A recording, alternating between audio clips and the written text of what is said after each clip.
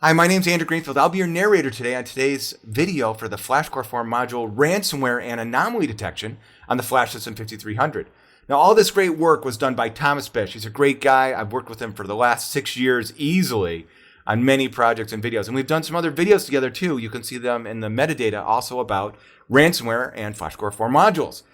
A lot of the work also was done by my developers on the right-hand side. Jay, Richard, and of course VJ have been fantastic on the Storage Insights side of the fence. Now let's take a look at ransomware. The sooner the better. In other words, we need to stop the infections as fast as possible. So this video is a short version of some other videos where we show the ransomware being detected and then immediately alerted on. In this case, it's going to be on the Storage Insights side of the fence. But take a look. We do this using the FlashCoreModule's onboard ASICs or CSDs.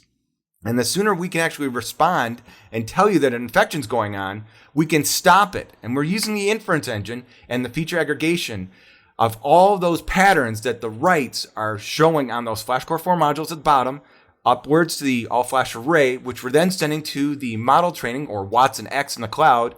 And then we're going to generate an SI alert.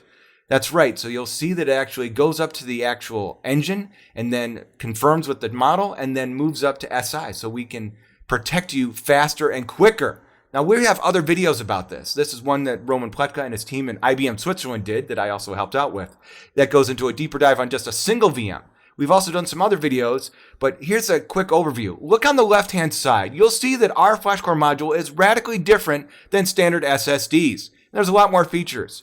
But for today's video, take a look. We have 10 VMs going on. We're going to try to confuse the FlashCore modules like in a real production environment with lots of workloads, and one will be infected. The VMDK actually will be infected itself. So take a look. It's a Brocade switch, 32 gigs. We're going to be using two different volumes, although in this particular video and this run, we are not going to use the RDMA volume. We did another video. We're going to only use the data store. That's right. So it's going to be a shared file system across all those VMs. And I'm only wired up 4 ports. So this isn't a performance run of the 5300. We've got other videos about that. But you are going to see that we are going to use all 12 of the drives. All of them are the FlashCore 4 version. You can see the specs down below. And if you want to see a little bit more details, again, 2 different volumes, but we're only going to infect on the data store volume there, the VMDK, and the actual file system on each of these is down below on the lower right, as well as in the upper right, you'll actually see the standard file system across all the VMs. But VM1 actually has a couple other disks mounted to it as well. So we'll be infecting that, and in the next slide, you'll actually see slightly different version of that. So yes, we'll be using all of the VMs, VM1 through 10. VM1 is going to be the infected one though. And we'll be using the VMDK as the infection point, not the RDMA volume, which we tried in another video. So let's take a look at the screen here. Quick view, right? Let's going to go to our vCenter. You'll see VM1 and you'll see all those other disks we talked about. Again, nothing up my sleeves. You'll see that I've got all the other workers as separate VMs across different hosts. So you'll see this inside our VMware vCenter. And now let's go back to our main screen. You'll see in the upper right, that's where we're going to run the ransomware. In the upper left, you'll see that I have the alert already set up in Storage Insights. It's going to email all of us when we detect any of the ransomware on that 5300. You can see the block storage system. Now we're going to do the workload in the lower right. I'm going to start the workloads now. You'll see with the arrows, each one of those VMs 2 through 10, I'm going to start the IO zone workload. So that workload's going to go off right now. And as you can see on the upper right, we still haven't done anything on the ransomware side yet. We're just going to kick off the workload. Now, in the lower left, you'll see the performance start kicking off.